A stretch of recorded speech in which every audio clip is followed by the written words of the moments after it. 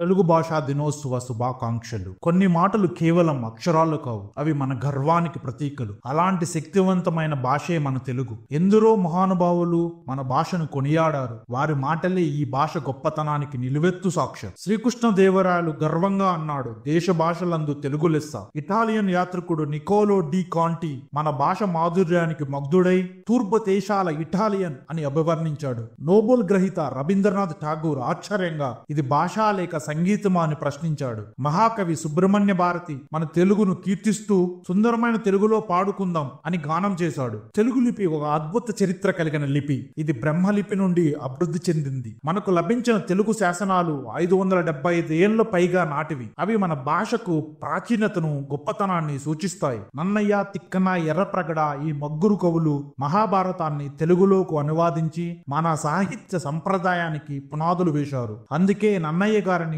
ఆదికవి, సాహిత్య పితామహులుగా పిలుస్తారు. విజయనగర సామ్రాజ్యంలో శ్రీకృష్ణదేవరాయల కాలంలో తెలుగు సాహిత్యం స్వర్ణయుగం. ఆయన ఆస్థానంలో ఉన్న అష్టదిగ్గజాలు 8 మంది అత్యుత్తమ కవులు మన భాషా పరంపరను సుందరంగా తీర్చిదిద్దారు.